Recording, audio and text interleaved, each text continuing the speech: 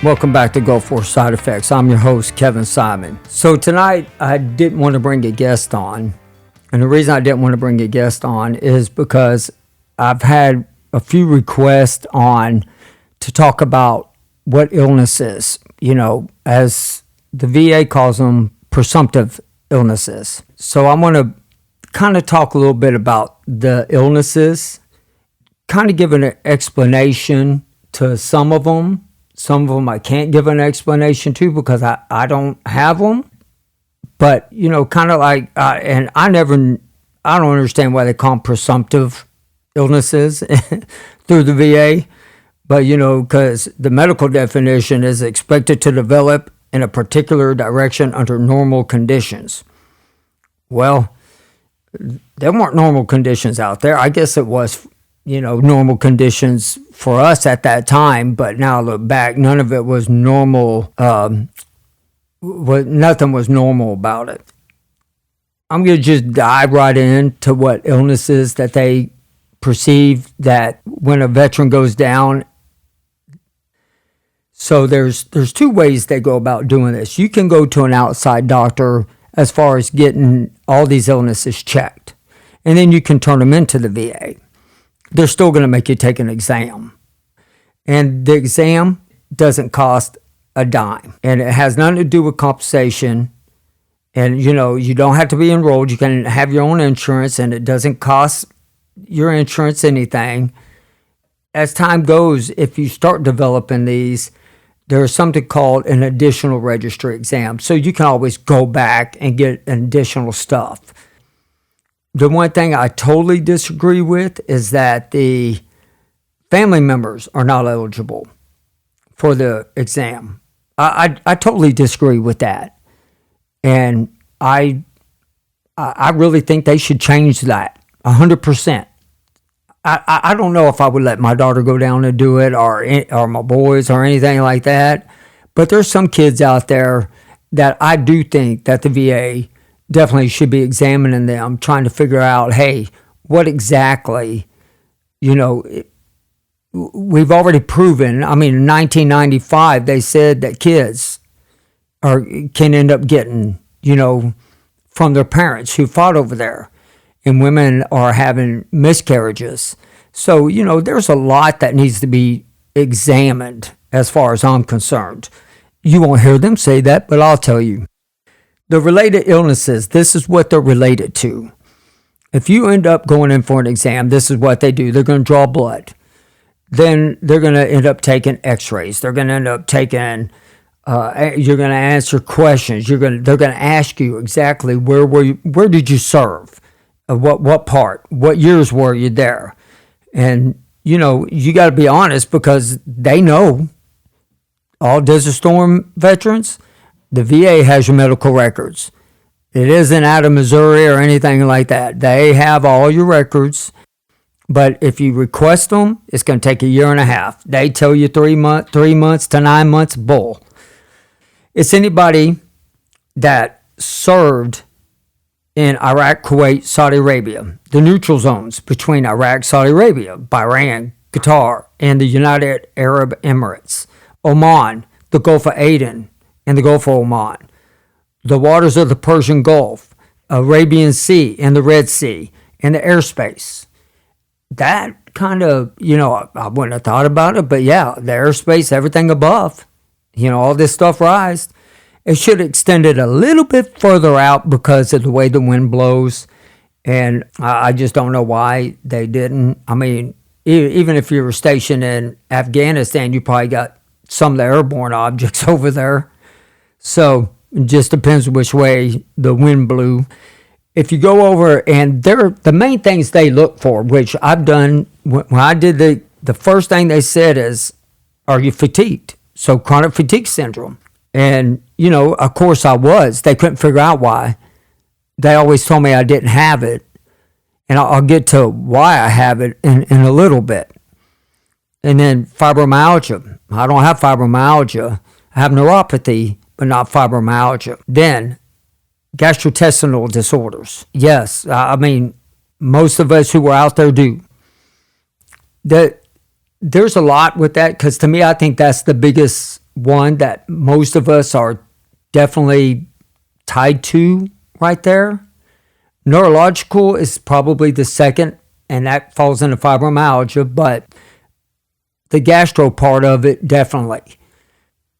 When they did my colonoscopy, they found out that in the lining of my stomach holds my B12 spores. They're gone. Doctor said the only thing that could have caused that was chemicals. And he said most likely from the Gulf War. And of course, he won't put that in writing because he can't. And then the other thing that they said was, I had GERD, which I had GERD probably 3 months, and I had gastro problems right after I got out. So now the gastro part is so many things. I mean, it covers ulcers, anal fissures. It covers hemorrhoids. I mean, the list goes on. Intestines, dietary, weight loss, weight gain, constipation, diarrhea. I mean, this list is so long I can't name them all. But you kind of get the gist of what I'm saying here. Okay, diagnose illnesses. Now, believe me whenever I say there's a lot to the undiagnosed illness. That's probably more of what people have. And I mean weight loss, fatigue, not chronic fatigue, just fatigued. Cardiovascular disease. That's been one of the biggest ones I'm finding out with a lot of Gulf War vets. That also I'm finding out with the Vietnam vets is your heart, having heart problems, and joint pain, muscle pain, headaches, and then for women, menstrual disorders. And a lot of them, when they came back, this one lady that I'm working with, she had 2 kids before she went in and lost 2 kids after she got out. And she said that she felt that her whole body changed. And I mean, I'm not a female, or I definitely, my heart breaks for stuff like that. And, and that falls into the psychological disorders of everything too. When you lose a kid and then you end up having other kids that have problems physically and mentally, it drains you. But on top of the undiagnosed illnesses, a lot of guys are also having the headaches and neurological, skin conditions, respiratory disorders, and sleep disorders.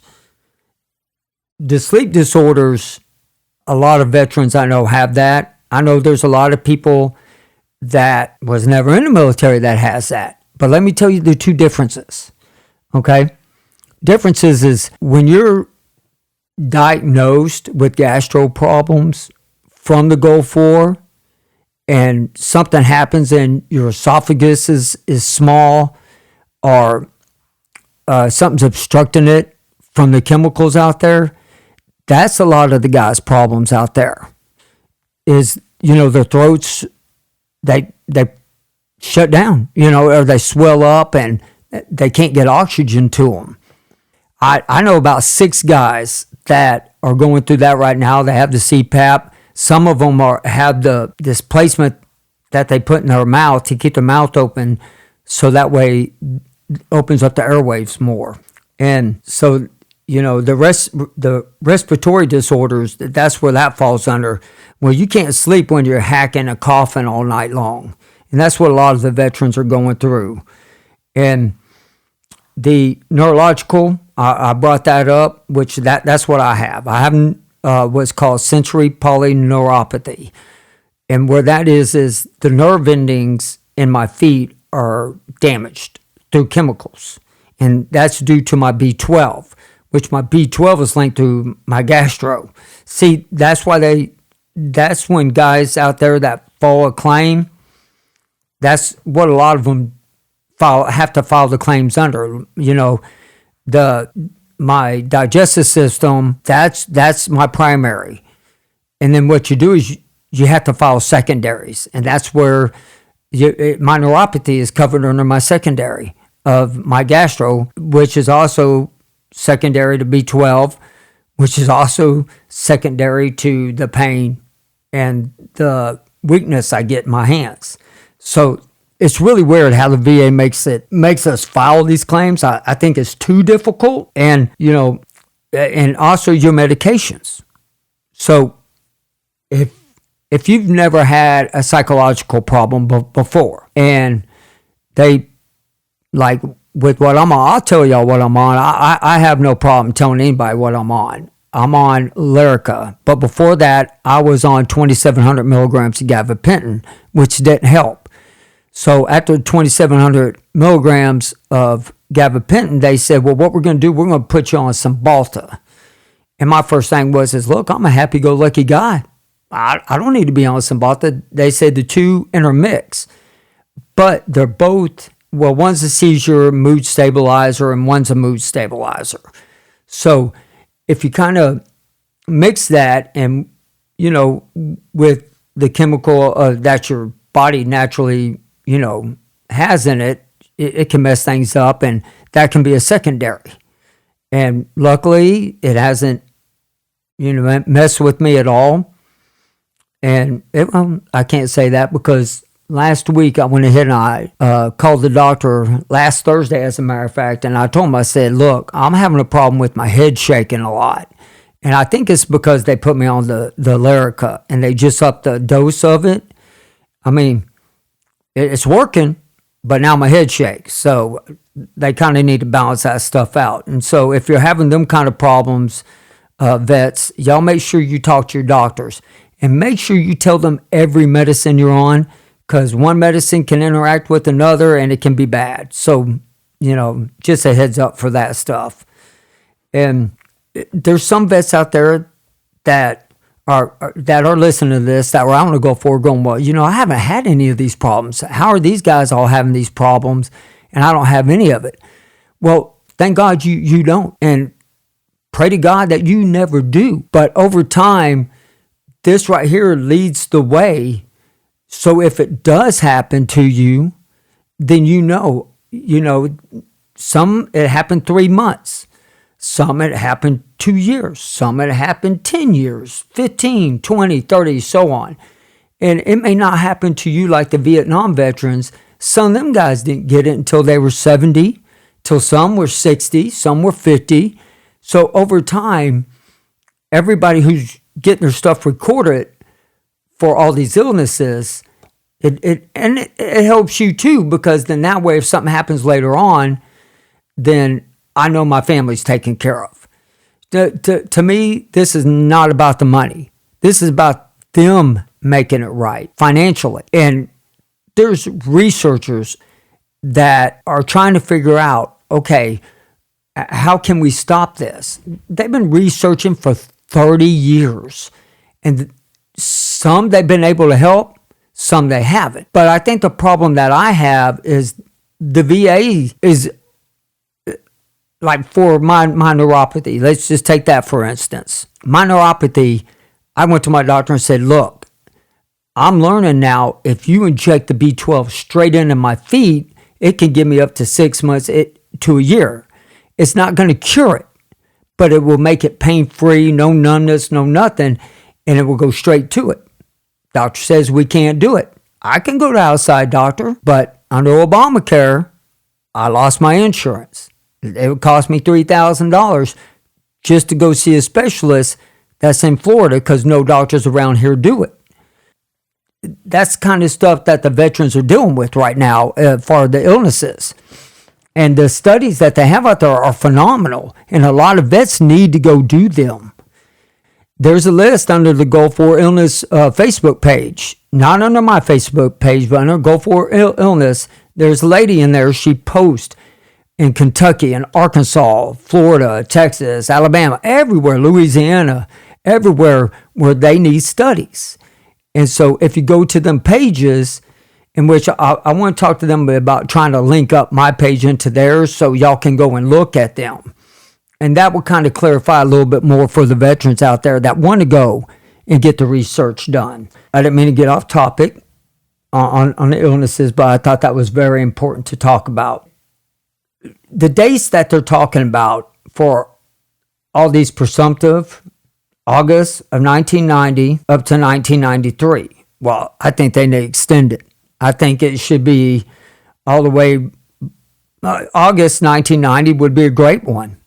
Start off, but I don't think it should end now. Desert Storm hasn't ended. I mean, you go pull it up and they give you paperwork.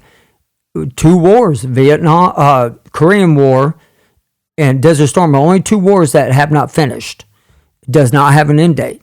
And I think the Iraqi freedom guys should be pulled into the Gulf War registries too. Because, they had to go back in Iraq. You don't know what was left in the sand, in the water. I mean, anything, and they're talking about their water bottles being poisoned because they were left out in the sun and the toxic chemicals got in there. So if any of them guys are listening to the program, y'all need to start creating waves on that stuff too and try to figure out, okay, what exactly is going on. Come on here. Come on to the podcast. Let's talk about it. I would love to hear from you guys. Now, the fibromyalgia, I think this is the one thing that gets me. That's under presumptive, okay? Which they say there's nerve damages and there's, that causes fibromyalgia. It's no different than what neuropathy is, except for you feel it almost all over your entire body. But they say that's linked to the brain. But some stuff that they have linked to the brain to fibromyalgia makes no sense to me. Brain fog. Brain fog could be listed under anything. But if you don't have fibromyalgia, you can't go down and file brain fog because of anything else, unless it's fibromyalgia, the way they got it listed. And I definitely think that's totally misleading because if y'all remember a couple of weeks ago when I talked to y'all about the podcast, on there in 95, they even said that, and to me, this goes under psychological disorders, is that the veterans that they were following, 670,000 of us, they knew a lot of us were going to get Parkinson's. A lot of us are going to have brain disorders. And they're doing studies on that stuff now. Well, you can get brain fog with dementia, with Parkinson's and all that. And I just don't understand. I think that should be a whole separate issue all by itself, brain fog. You can get it taking medications. I know when I took the gabapentin, anybody who's been on gabapentin, whether you've been in a VA system or you've been a regular doctor, gabapentin can mess with your head. Because I remember driving home going, how in the heck did I get here? And during gabapentin. Or taking the gabapentin during my drive home. And I probably shouldn't have been driving at the time. And brain inflammation. That's a big one too. A lot of the guys are finding out that anything that has to do neurologically or with the brain and with the heart, it's a big problem. And they don't know if it's, like I said 2 weeks ago, if it was caused by the non-FDA approved vaccines back then, or if it was caused by the chemicals of the Gulf War. But I'm not playing politics, or any of this. But why doesn't the CDC and the FDA, why don't they come out and they talk about the medicines that they put in us vets? Talk about them all. Why don't CDC come out and say, hey, we're going to talk to the Gulf War vets. We're going to tell them what, the anthrax shots later on could do to you. Or what does any of them say? But the new vaccines that they have out right now for the virus that's going around, the coronavirus, are not FDA approved. I will tell each and every one of y'all, I got the vaccine. I got the vaccine because I had the coronavirus. And I suffered so bad with it, with my feet, I couldn't take that pain ever again. So I'm just telling each and every one of y'all got to do what's right for you and your family. I'm not telling anybody anything, but I'm always skeptical if they're not FDA approved. And that just worries me half to death on all this stuff. And so I want to talk a little bit about the veterans with PTSD out there. So the veterans with PTSD, there's a lot that can come with that. what causes it? Traumatic brain injury, something that they saw or they seen. It could also be the military builds you up into something, you get out, and then you're nothing again. And, everything, just like the last caller that I had said, almost everybody who gets out, whether they saw combat or not, has PTSD. But we do know the pills and the chemicals that are mixing, that were mixed together, we also know that has caused PTSD. It caused a lot of anger issues. And medicines like the Cymbalta I'm on, that could cause PTSD. I mean, there's so much with PTSD. That's why I strongly urge everybody to find support. And there's a lot of support groups out there for you. And I'm going to come out with a long list of support. I know, like Galveston, Freeport. I was down in Freeport this weekend, and we were with some friends, and one of their buddies went off on a fishing trip with a bunch of disabled veterans, guys that were missing limbs, guys who were PTSD, guys who were just suffering. They took them out. They take them fishing for a day. The horseback riding. There's farms out there. And I've been doing a lot of soul searching. And I've decided if this podcast was ever to take off, and with Facebook, with everything, and if I did start growing money, I would start a nonprofit, and I would build a place in Texas with about 50 acres that I would bring veterans here and rehabilitate, not just for veterans years down later. I'm talking about when these guys come home from combat, I would want them and their families to come to this and let their families be. So, and us veterans are a family, and your best buddy standing next to you sometimes ain't going to come home with you. So, that we need a lot more places, a lot more people to step up. And, we got Veterans Day. Thank a veteran on Veterans Day. Give them a big old hug. Tell them thank you for everything that they done for you. Thank their spouses.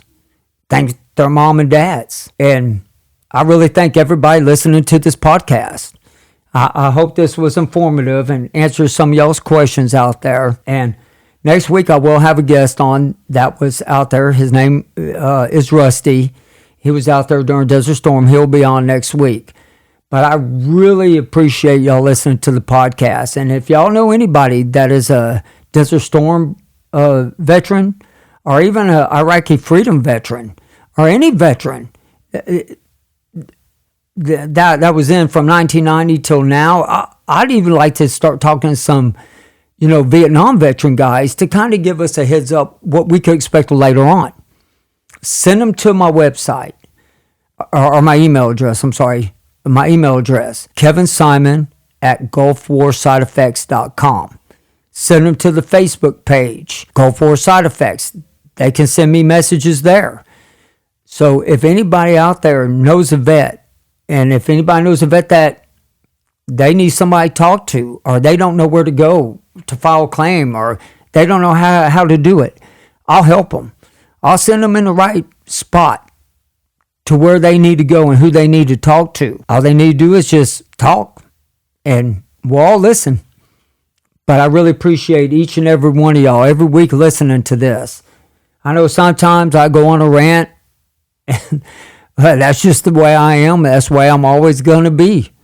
But I'm not going to stop doing this. I want all of our voices heard. I wanted mine at first, but now I want everybody's. But y'all have a great night. Thank you very much.